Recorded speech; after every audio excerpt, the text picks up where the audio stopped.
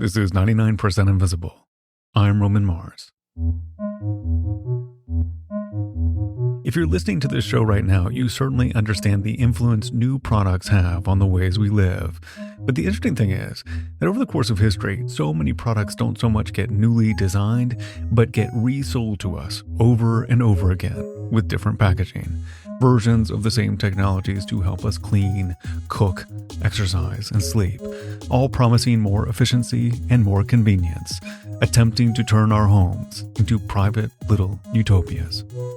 Or at least, that's the thesis of the podcast Nice Try from New York Magazine's Curbed. Their first season was all about failed utopian experiments, but their second season makes a turn inward into the private haven of the American dream by looking at all the appliances in it. Nice Try also just happens to be hosted by 99PI superstar alumna Avery Trufelman. It's nice to say her name again, Avery Trufelman.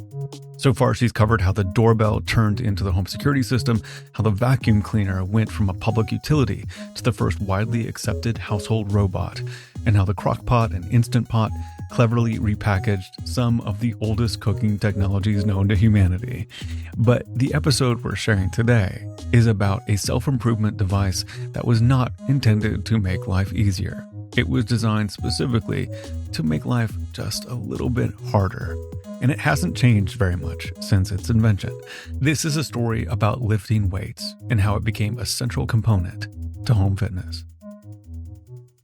So this is a full body exercise. Oh, there we go. Yeah, that works. That's fine. But make sure, I don't know where we are. 3 more? 3, 2, 1.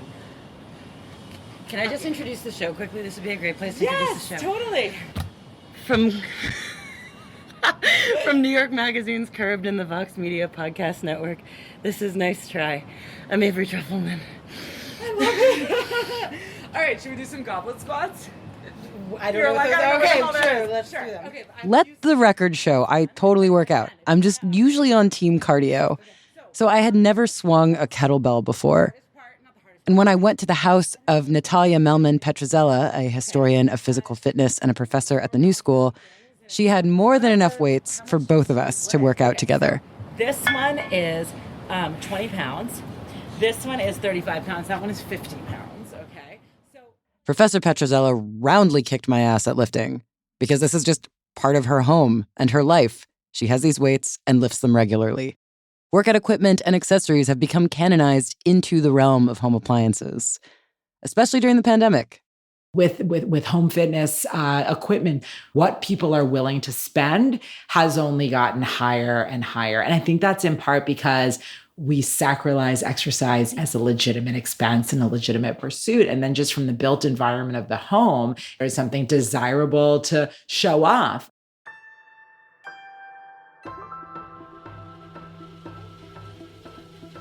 Through the past 30 or so years, home workout machines have all but promised to move your limbs for you. The Nordic Trek, the Bowflex, the Peloton, maybe the Wii Fit, I don't know. But what Professor Petrozella gave me to hold while we did squats, a 35-pound iron kettlebell, is about as low-tech and simple as it gets.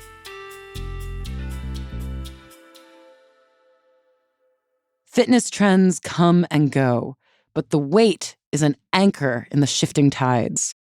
There have been very few changes to its design. Russian farmers used kettlebells in the 1700s as counterweights to measure out grain. Barbells used to have those giant globes on either side of them that circus strongmen used to lift, and those were filled with sand or iron shot to modify the weight. But once barbells became a rod with changeable solid iron plates, that was sort of that. 35 pounds of iron is 35 pounds of iron. It's just that the culture around weights, who lifts them and why, has changed. If you look at the larger history of fitness culture in America, you have at some moments a kind of celebration of strength and muscle building. And at other moments, a real ambivalence and even disgust about and fear about what it means to lift weights. Professor Petrozella is truly not exaggerating about the disgust and the fear. In the early part of the 20th century, there were honest-to-God health concerns around lifting weights. A widespread idea, promoted even by doctors, was that lifting weights would make you muscle-bound. Muscle bound there meant being literally bonded by your muscles. Like your brain wouldn't work. You were trapped by your muscles. And you couldn't touch your toes or touch your head. You'd be locked in a puffy, muscular cage of your own making.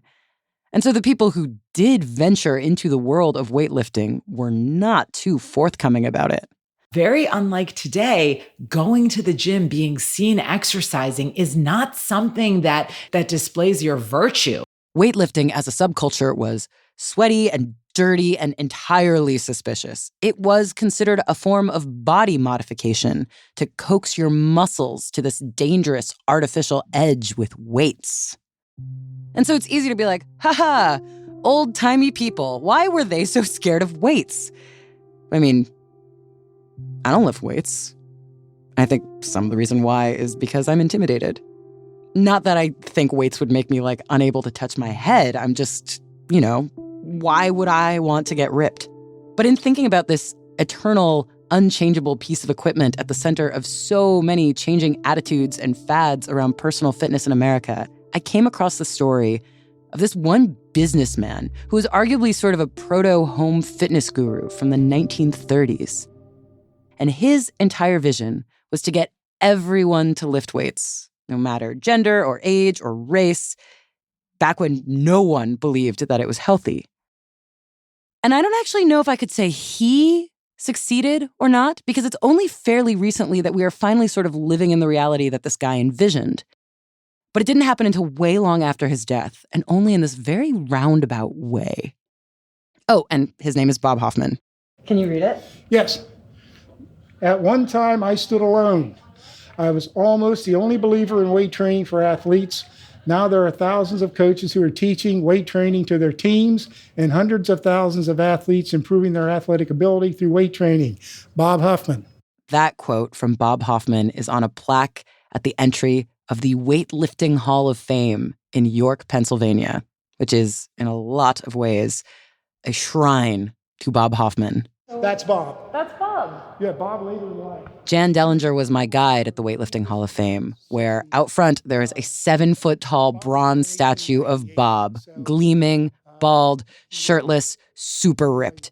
Inside the atrium, there's another bust of Bob, his buff arms crossed proudly over his chest. And then right up there on the wall, there's a massive sepia photograph of Bob from the waist up in a frilly shirt, bow tie, and shiny patterned tuxedo, decorated with military medals. He often had a lot of medals.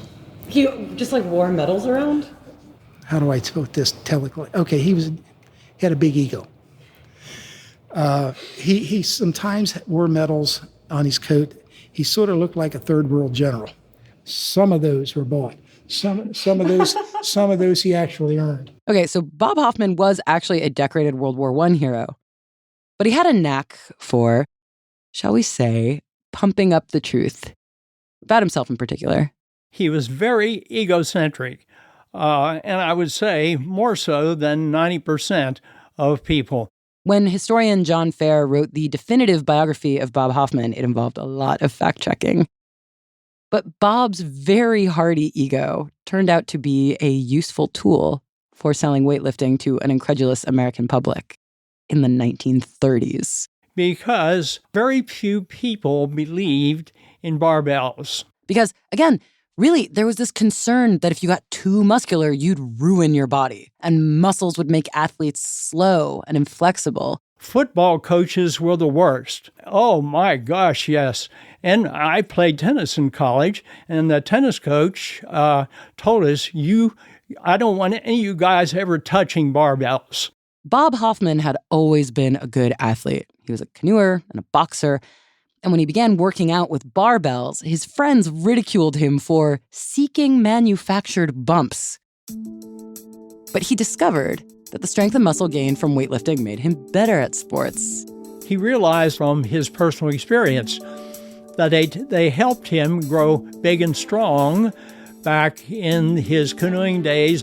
But Bob Hoffman was able to ascend into so much more than another secret gym rat.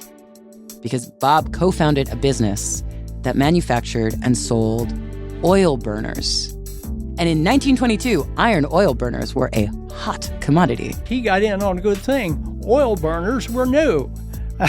and everybody else had coal furnaces or fireplaces. York Oil Burners, based in York, Pennsylvania, was doing pretty steady business, especially careening into the Depression. And so Bob Hoffman was at liberty to hire anyone he wanted to. And he wanted to hire fellow weightlifters. Not only because he knew that buff dudes are good on the factory floor, but he also wanted to create his own community, to train together and to engage in some friendly lifting competition. And then Bob realized the process of iron casting that they used for oil burners could also make barbells, like just to have them to use for themselves, for their training. They started manufacturing them there in the middle of the oil burner company, and he began recruiting weightlifters from around the area to work in the oil burner company, which is really original idea. He gave people jobs. And so Bob assembled a team of his employees of all races, of all backgrounds, brought to York, Pennsylvania from all over the country to form the York Oil Burner Athletic Club. Which is a very awkward name. And things ratcheted up very quickly from there. Because in the small but passionate world of competitive weightlifting, winning a regional meet could qualify you for the Olympics. And soon, members of the York Oil Burner Athletic Club were taking off to compete in the Olympics and all other kinds of international lifting competitions. Bob spent like $20 to send a telegram to Adolf Hitler, which was like basically in your face, you know. That was after a 1938 World Championship. As Bob saw it, his ragtag crew of guys, most of whom were blue-collar and immigrants, were suddenly representing America.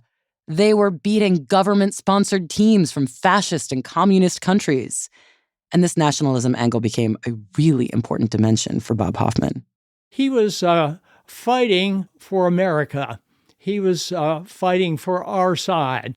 And Bob came to believe that everyone should be super excited about what he was accomplishing. I mean, Bob was basically funding and creating the American lifting team himself out of his guys from the York Oil Burner Athletic Club. You're welcome, America. And so, if Bob Hoffman was going to get the appreciation he thought he deserved, he needed to get rid of the stigma around lifting weights, to get Americans to embrace the barbell and to understand the beauty of lifting. And not only for his employees/Olympic champions, but so that every single American could be healthy and strong and, prepared just in case one of those nations with a state-sponsored lifting team tried to invade us. It was entire nations he was working against, and they were doing it for, to a great extent, ideological purposes.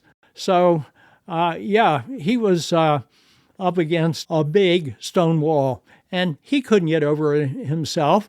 Back in 1932, Bob had started a magazine out of the oil burner company called Strength and Health. In editorials, Bob warned that American life was too easy. The vast majority of the people are soft. And that to avoid having our own country invaded, we must be strong. The magazine was packed with how-tos and advice and inspirational cover photos of Olympic champions, many of whom just so happened to be Bob's employees at York. And in 1935, when Milo Barbell, America's biggest barbell company, went bankrupt, Bob bought it. We're in the middle of the Depression, and Bob's buying a mail-order barbell business in the middle of a depression. That tells you how much of a zealot Bob was. By the late 1930s, Bob Hoffman had ditched the oil burner business entirely and started manufacturing and selling barbells full-time. York Oil Burner had now become York Barbell Company, which is quite the leap when you think about how popular oil burners were and how suspicious and niche weights were. So Bob had a lot of convincing to do. York gave a lot of exhibitions over the years, back in the 30s, and they would go to carnivals and have shows. Bob used his Olympic team/employees as models and spokesmen to sell his weights and home workout courses. The York men and Bob Hoffman traveled all over the country in a roadster with a barbell strapped to the front. They would lift the barbell and then touch their elbows to their toes to show how flexible they still were. And this is key. The style of lift that the York men were demonstrating, the style that Bob most adored, was Olympic lifting. Indeed, this is the style of lifting that is in the Olympics. But aside from that, it is a very specific style, which, put simply, is this: It is lifting a barbell and raising it over one's head through a sequence of choreographed moves like the snatch, clean, and jerk. It's not just about lifting the most weight possible. It's about how you lift it. Olympic lifting takes a little more snap, speed, coordination, and flexibility. Olympic lifters were agile and, dare I say, graceful. They were the opposite of muscle-bound. And so Bob really wanted everyone to be excited about his Olympic lifting team and to be doing Olympic lifting themselves. Everyone, all ages. Yeah, if you tapped into the strength and health culture, again, which Bob was very much informing, you found support. And for a teenage boy, you saw some kids your own age. Jan Dellinger actually grew up to work in the editorial arm of York in the 1970s. But even before that, Strength and Health had a column written for women by women called Barbells about how lifting can help you keep a trim physique. Reading Strength and Health was a form of community outside the realm of mysterious, scary gyms. And actually, Bob Hoffman thought that was a better way to work out. He wrote, Home training is the best way to produce the maximum in muscular strength and growth. And again, this was a wild proposition when you think about the reaction Jan got from his dad when he asked for weights so he could work out at home. My dad threw a fit. Yes, threw a fit. He said, we're not buying those for you. So you could be like, wow, Bob Hoffman was pretty prescient. That's amazing. How did he know that weights are good for you? The answer was he didn't. He was kind of shooting from the hip. It was all sort of trial and error, I guess you would say, but it seemed to be working. And what's more, he was making a lot of money. Because at a certain point, Bob becomes like a macho Gwyneth Paltrow. He starts cranking out books and more magazines full of all kinds of advice that extend beyond weightlifting into general wellness. And some of this advice is just like, wait, what? Nobody's batting 1,000, but I know Bob's conundrum. Bob is a conundrum. In Bob's 1938 book, How to Be Strong, Happy, and Healthy, on one page he's telling people to avoid eating white flour and refined sugar, which is like, okay, wow, pretty on the nose there. But then you turn the page and he's saying most headaches are caused by constipation and not to put condiments on your food and that masturbation can sap a man's strength. And the thing about Bob's rules that did have merit, oftentimes he thought they did not personally apply to him. He railed in print against caffeine and coffee and stuff, but he took no dose. He was kind of a caffeine freak. Really? Yes, he wouldn't. He was mad at his boys for drinking coffee. That's drinking coffee. There's, separation there in one person's mind. Don't ask me to explain it. I'm probably telling you more I should. Bob advised a solid 8 hours of sleep, but said that he personally didn't need it because I sleep faster than most people. it would be hard for anyone to live entirely by the rules Bob Hoffman set, including Bob Hoffman. He loved hot dogs. He loved candy. He indulged himself with unhealthy food. He claimed to be the healthiest man in the world, but he turned out to be one of the unhealthiest men in the world.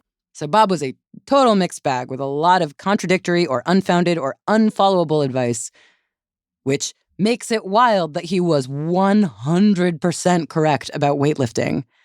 But then the hilarious part to me is that this somewhat broken clock ends up being right twice. Because Bob shot from the hip again with another fitness product. And again, he hits the target. If you want to be strong and healthy, you need more protein. It's like, is he the reason I can go get protein bars at the bodega? He definitely popularized the idea. In 1952, Bob introduced a product he called High Protein, spelled with 2 E's. The recipe was essentially stolen from a one-time business partner, and it was basically soybean powder that he mixed with chocolate from nearby Hershey, Pennsylvania. And he personally mixed it himself, very unscientifically, in a giant vat with a canoe paddle. Bob was in there sweating away, making high protein. Now, eventually he got others to do this sweating away. He was using the same mixture to sell his gain weight product as he was to sell his lose weight product. Oh my God, no. They were the exact Yes, same product. Exactly the same product. He insisted that these high-protein products were the reason that American weightlifters were so successful in the 1950s. So ultimately, Bob Hoffman had created this loop where he wanted to get Americans excited about his Olympic team by essentially relying on his Olympic team to sell his publications and protein products and weights. But as individuals and professional sports teams and trainers started buying and using York barbells and high protein, it made lifting weights a means to an end and not an end itself. Because it turned out Bob's customers were not necessarily interested in learning the choreography and sport of Olympic lifting for the great glory of America. They weren't even necessarily interested in lifting to train for other sports. Turned out a sizable portion of Bob's customers, maybe more sizable than Bob realized, just wanted results. That's what young men want most of all, is to look big and to impress people. And it doesn't, it's good to have strength, but appearance is the main thing. And the question became, what kind of appearance is the appearance to want? And how do weights fit into that? After the break, an ideological challenge to the York Empire pits the East Coast against the West Coast, athletics versus aesthetics, and ultimately gets us to the kind of workouts you might be doing at home today.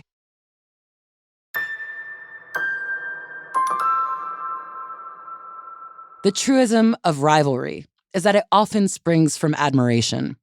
And so the cruel irony is that the weightlifting guru who emerged to challenge the reign of York Barbell could have easily been Bob Hoffman's protege. Because while Bob was building his empire in York, a kid named Joe Weider was home in Montreal getting hooked on weightlifting. And according to Jan Dellinger, Joe Weider gobbled up everything Bob did. He was a devoted reader of Strength and Health and a lifter of York barbells. Okay, here's something people don't know. When Weider started out in the late 30s, he was a York rep.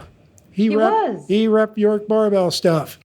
And if you'll recall John Fair's description of Bob Hoffman, he was very egocentric, and I would say more so than 90% of people. Here's the rest of the sentence. But he had his equal in this field of physical culture, because Joe Weider was the same way. Joe Weider was still a teenager when he began to build his weightlifting empire.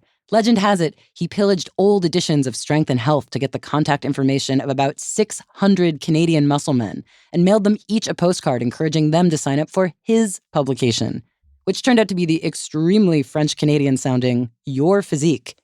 The first issue came out in 1940, when Joe was only 19 years old. And eventually, when York stopped selling weights in Canada because of a tariff increase, Joe Weider decided to fill the gap by manufacturing his own weights. And eventually, he got into shilling protein, too. Weider saw that Bob was making a lot of money out of it, and so he started manufacturing his own protein, and he called it high protein and spelled it differently. Weider spelled protein correctly. And then Weider was making Weider Vitamin Mineral Supplement, Weider Energy Tablets, Weider Reduced AIDS Supplement, Weider Weight Gaining Supplement. Weider was essentially selling supplements as a magical shortcut to help you glean the benefits of working out without breaking a sweat. And this is part of an important distinction between Joe Weider and Bob Hoffman. Joe did not care about being able to execute a clean and jerk like an Olympic weightlifter did. And neither did his readers of Your Physique. They didn't want to read about precise Olympic choreography or how to be fit out of some patriotic duty. They just wanted muscles. So where do you go if you want to become famous and make a lot of money? And Weider really got it right. He reasoned that it's in bodybuilding. So that's what Weider went for in a big way, and that's for big, bulging muscles. Bodybuilding is the idea that you can sculpt your deltoids and your triceps just so, and make yourself into a statue of your own design. It was less about athletics and more about aesthetics. That you're doing this not so much for your country, but you're doing this for yourself. I guess you would say self-interest. that you become a Weider man. The Weider way and the Hoffman way were just fundamentally two different philosophies, even if they were using the same weights. At the York Barbell Club picnic in June of 1945, York, Pennsylvania was first dubbed Muscletown, USA, Bob's Americana Norman Rockwellian mecca for blue-collar workers living and grunting together on and off the clock, all obediently living by Bob's strict rules for health and wellness in order to bring glory back to the United States through the discipline of Olympic lifting. But the bodybuilding movement had been gathering steam in Los Angeles, and this is where Weider would eventually move and set up shop. Muscle Beach had popped up in the 1930s as a spot for gymnasts and acrobats to practice. Muscle Beach, where you flex whatever you have. And by the 1950s, this slice of boardwalk attracted actors and extras and stunt doubles and workout buffs, men and some women, who went to exercise in the sun. Tourists came to gawk at their beautiful, perfectly suntanned bodies as they smiled and performed flips and stacked in human pyramids. It was a body-conscious culture. I mean, whether you were doing gymnastics or hand balancing or lifting and bodybuilding, whatever, it was just like a bohemian atmosphere there in Southern California. To Bob Hoffman, this Muscle Beach scene just looked like narcissistic cotton candy. Repeatedly, strength and health smeared Booby builders. who wanted muscles for muscle's sake. Soon, Bob coined the term sensible physical training to differentiate his athletic, healthy York way from what he saw as Joe Weider's superficial way. He essentially dragged Joe Weider into an ongoing war between their publications. Individuals that I've interviewed sort of blame Bob for the feud because Bob was the front runner and he didn't like this competition from this upstart, this Canadian, and this foreigner who was under communist influence or encouraging communist ideas. Which is like, lol. But the feud between Bob and Joe eventually got truly very ugly and petty. Just like firing shots about each other's divorces and finances, stuff that didn't even make good articles. I mean, it is almost sickening. Which is wild because bodybuilding and Olympic lifting used to have a lot of overlap. A lot of the Olympic lifters at York used to also call themselves bodybuilders. But when this rift opened, a number of York men defected to become Weider men. Also, a lot of the guys just left York because of low wages and poor management. After all, why would you want to live under Bob's impossible lifestyle rules and work for him in both the barbell business and on the Olympic team in central Pennsylvania when you could work out in the sun on Muscle Beach and pose in Mr. Universe competitions? And the bodybuilding lifestyle was all the more alluring after Joe Weider took a young Austrian lifter under his wing. And in 1968, paid his way to the U.S. Arnold Schwarzenegger was a Weider product, Schwarzenegger changed the whole game, not just for lifters, but for the wider American public, when they saw Arnold star in movies. I am Hercules. Barbells became accepted by virtually everyone, but it didn't happen widely until the 70s. And it was probably Weider that cashed in most and eventually displaced Hoffman. Bob Hoffman's impact on the culture of weightlifting was and is huge. He converted a lot of sports teams and members of the military to start using weights, but ultimately, Bob gave up on the Olympic team, emotionally and financially. Oddly, Hoffman turned to funding softball teams. And that softball thing was really weird. And American lifting at the Olympics has actually never quite recovered. Pretty much ever since Bob stopped personally bankrolling it in the 60s. Last year was kind of a big deal because a member of the women's team won a silver medal. But the last time someone on the women's team won a gold medal was 20 years ago.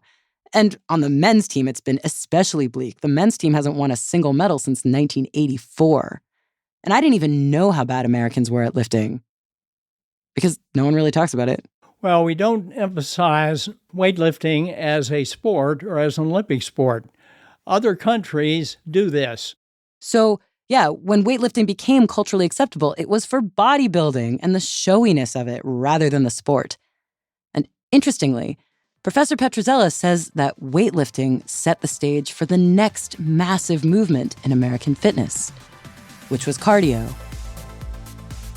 So what happens when cardio becomes a big deal? Well, the enthusiasm that has been percolating thanks to these strength enthusiasts, now there's a form of exercise that the world is primed for that is good for you, that doesn't involve lifting heavy things, doesn't involve sending away for these iron heavy weights that you have to have in your house. It could be just trotting around outside in the street, in your jogging suit and your rubber-soled shoes. Cardio, which started in the 60s but really took off in the 80s, was like the surefire, not scary way to a lean, lithe body. In comes aerobics and swimming and aqua aerobics. And the thing is, by the 80s, weights had become culturally accepted enough to be included as part of cardio home workouts. If you have several weights, you may want to use the heavier one for these first exercises, the shoulder shrugs. Bend your knees. In this Jane Fonda workout video from the 80s, where she's just using little metal dumbbells, you can hear the aesthetic influence of bodybuilding. Lifting to the side develops the mid-deltoid here. But you can also still hear the fear associated with getting too muscular. The three movements together give your shoulders a great contour without giving it a bulky look. Now we're going to do... The message had come through. Lifting weights was good for you, sure. But if you didn't want to get swole, maybe you should just use little ones. This is a new version of that same old fear of muscle boundness. Weightlifting had always had this baggage with it, particularly for women, that it's unhealthy because it's heavy. There's a lot of that same kind of framing and marketing and reassurance about don't worry, it will make you thin, or at least it won't make you bulky. And that's literally the same thing that we've been hearing since the 1940s. And this is, of course, gendered, but I don't think it's entirely gendered. I think there are also a lot of class hangups around what kind of bodies an intellectual in the knowledge economy should have, what it means to be lean and leisurely. Muscles carry a lot of baggage. So I've always been I don't really want to lift that baggage up. And it turns out Professor Petrozzella, at the same time as she was roundly kicking my ass with her workouts, told me that she used to be just as hesitant as I was. I had totally incorporated the worldview that I build muscle easily and that's a problem, and so I don't want to bulk up. So here, I'll tell you, so grab your right leg. You just hold on. Basically, in 2018, Professor Petrozzella wanted to train for the New York Marathon, and a coach suggested that part of her training should be weightlifting, that it would make her faster and healthier and fitter, that cardio and real, full weight training can go together cohesively. And this has been a fundamental tenet of a relatively recent movement in fitness, one that I actually did not realize was actively underway all around me. All right, guys, let's just have some fun, okay? All right, guys, here we go, 10 seconds. It's your CrossFit gyms are often in garages or designed to look like gritty garages because that's where the movement began. It was invented for anyone to do in their home. Because you're not working out with abstract workout machines or trying to target specific body parts. You're working with different weights and ropes and things that might replicate real-world situations if you had to quickly run somewhere or lift something. CrossFit is a polarizing program, but there's no question that after CrossFit came out in 2001, it spawned all of these different kinds of programs that put weight training at the center of fitness. CrossFit was the birth of the functional fitness movement. The idea of the functional fitness is that you only need one barbell and a few weights, and you can do all these different kinds of things. Katie Rose Haitmanic is a professor of culture and anthropology at Brooklyn College. And I'm an Olympic weightlifter. Indeed, the style of lifting that Bob Hoffman loved. Olympic weightlifting in the United States has boomed since the advent of CrossFit, because CrossFit brought the weightlifting equipment and style and moves into an everyday class for general populations. And the person responsible for CrossFit is in some ways a very Bob Hoffman-like figure who is proposing weightlifting workouts for the masses. A rogue personal trainer named Greg Glassman. He got kind of kicked out of his mainstream gym because he was doing all kinds of stuff differently. Glassman would do ridiculous numbers of repetitions in a short time and then run around the block and then maybe do some gymnastics moves, maybe swing some kettlebells, maybe do some Olympic lifts. Each totally scattered workout was super quick, super high octane. And Glassman started to post his very intense workouts on the internet for anyone to follow. So this was like early online, 2001. So this was done mostly by rogue individuals in their garages until after September 11th. It is not coincidental that CrossFit, the War on Terror, the US military, and the barbell sort of came up together. After 9/11, all the elements that had been weird and alienating about CrossFit, the accessibility, the intensity of it, suddenly this was really appealing to a civilian population who just bought gas masks and go bags because they wanted to be prepared for everything. And this was also appealing to a military gearing up to recruit for a new war. Paramilitarism was built into the very culture of CrossFit. CrossFit even started a line of workouts named after soldiers who died in the War on Terror. You can go to the website and you can find an image of the man who died and a workout named after him. And they're called hero workouts. The hero and tribute workouts now also include cops who've died in the line of duty. But ultimately, this is the culture that really made weightlifting mainstream in America. More so than Bob Hoffman or Joe Weider ever could, even though CrossFit was actively developed to be rogue and fringy. CrossFit was built in opposition to a mainstream gym. Now you can go into any mainstream gym and find functional fitness spaces. And gyms throughout the country have like revamped and their spaces to accommodate that because it's been so popular. Think about the equipment that sold out in the pandemic. It was like kettlebells and barbells. Stuff that was all revived by CrossFit. Or rather, functional fitness. You can't use CrossFit because it's branded. Also, a lot of people don't want to use the name CrossFit because of its long history of being libertarian and white and militaristic and male, especially after the murder of George Floyd, when Greg Glassman tweeted racist things and was ousted from CrossFit corporate. A lot of people will not continue with CrossFit because of the undercurrent white supremacist imperialism, misogyny that's inherent to the practice. It would be disingenuous and it would be maybe even borderline dishonest if I didn't give credit to CrossFit despite the shitty part. Maylard Howell is one of the founders of Dean CrossFit in Brooklyn. It's one of only a few Black-owned CrossFit gyms in New York City.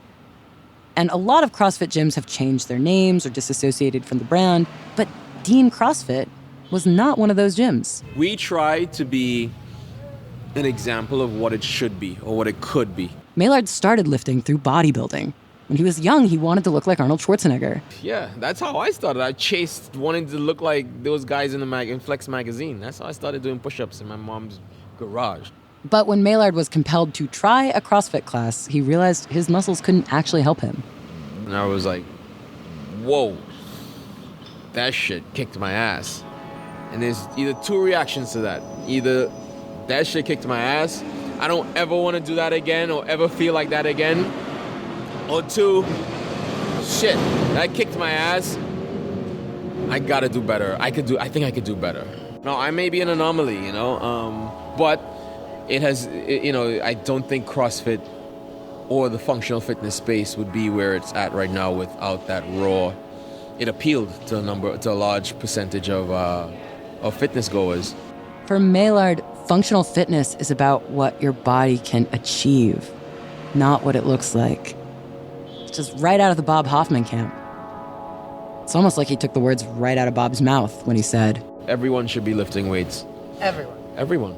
And I'm not saying you should be lifting weights to look like Arnold Schwarzenegger or whatever. No, you should be lifting weights to improve your quality of life. You should be lifting weights to be a stronger human, to be a healthier human, to be able to do day-to-day stuff with minimal risk and increase your longevity. That's why you should be lifting weights, period. In a functional fitness class, you might encounter kettlebells and dumbbells or barbells. But in the class I just so happened to go to, we were given barbells. And we were instructed how to clean and jerk with coordination and flexibility. Olympic style. You want your elbows to be up, like resting on your, and the bar is actually resting on your shoulders. Are you always consciously like considering the choreography, or at some point does it become second nature? Second nature. Greenpoint Athletics, formerly known as CrossFit Greenpoint, is gritty and raw feeling. I would have been way too intimidated to go by myself, but my friend Tori and her wife Chris have been going a lot lately. And they have computer-centric brain-in-a-jar jobs like me. Chris is a law professor, and Tori is a writer. I'm Tori Peters. What should I say? Author. Okay, I'm an author. I don't know. Fitness aficionado as of like 3 months ago. After a lot of instruction for how to execute an Olympic lift without throwing out your back, I spent 20 minutes trying to sync my breath with my movements to hoist my barbell over my head. And it required a lot of focus. My whole body and mind was induced into this very trance-like, beatific state. And I didn't feel competitive or like anyone else was looking at me. It was just me and this weight and some really loud music. It's like, I get to feel good about my body here, not because of necessarily the way it looks, but like, instead of being like, I want my body to be ornamental, I start aspiring for my body to be able to do, they're doing, I don't even know what this movement is, but they're doing like pull-ups while lateral. Right on cue, the teacher who taught the class, Kylie, started doing these ridiculously intimidating pull-ups, like just as some sort of cool down. I think when I see people do these movements, I don't look at them. I can imagine what it would like to do that. And instead of, even as like an aspirational attainment, aspiring to be in my body as opposed to aspiring to have somebody like gaze on my body is a really big difference. And so like, The Olympic lifting class made my whole body ache in this satisfying way that felt pulsating. And I was like, I think I could see myself getting into this. But I wasn't sure if I was considering it for Weider reasons or Hoffman reasons, you know? Like, did I actually want to be strong, or did I just want to look like I was strong? Arguably, functional fitness kind of blurs that line. bodybuilding is supposed to be ornamental, and then CrossFit is like, oh, it's applicable. But there's something ornamental in having a body that's so easily applicable to work. And it's work that you'll never actually do. And it's like, yeah, I sit at my computer all day, but I could, I don't know, like chop down a tree. And so there's a kind of like, it's like a hidden ornamentalism of the body.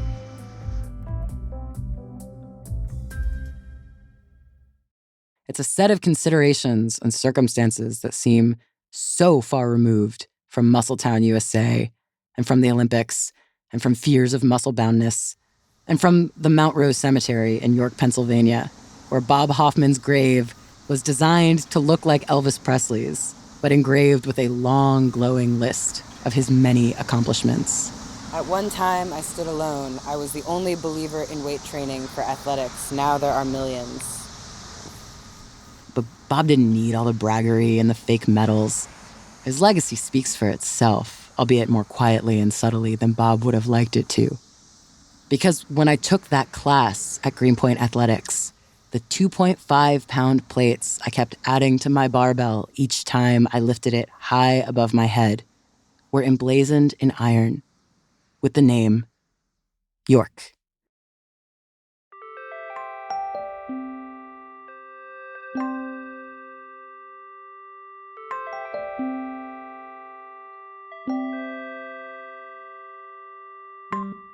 Nice Try is a product of Curbed and the Vox Media Podcast Network. You can find more episodes wherever you listen. This week, Avery will be talking about the origin of the Western bathroom and the culture of modern cleanliness, as examined through the great mystery of why Americans cannot seem to fully embrace the bidet. Embrace the bidet, people. It is delightful. Nice Try is written and performed by Avery Trufelman. Produced by Megan Kinane, with associate producers Diana Buds and Sarah Burke. Fact-checked by Selena Solin. Lisa Pollock is their editorial consultant, with sound design and engineering by Alex Higgins. Their showrunner is Art Chung, and executive producers are Nishat Kurwa and Kelsey Keith. This program, 99% Invisible, is Delaney Hall, Kurt Kolstad, Swan Real, Emmett Fitzgerald, Vivian Leigh, Joe Rosenberg, Chris Berube, Christopher Johnson, Lashima Dawn, Sophia Klotzker, and me, Roman Mars. We are part of the Stitcher and SiriusXM podcast family, now headquartered 6 blocks north in the Pandora building in beautiful Uptown, Oakland, California. You can find the show and join discussions about the show on Facebook. You can tweet at me at Roman Mars and the show at 99pi.org. We're on Instagram and Reddit too. You can find links to other Stitcher shows I love, as well as every past episode of 99pi at 99pi.org.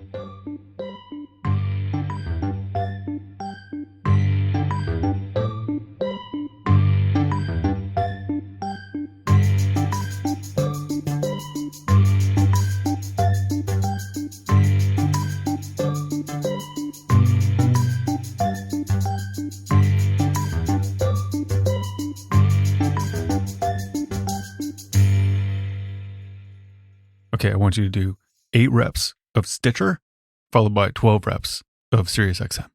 Okay, here we go.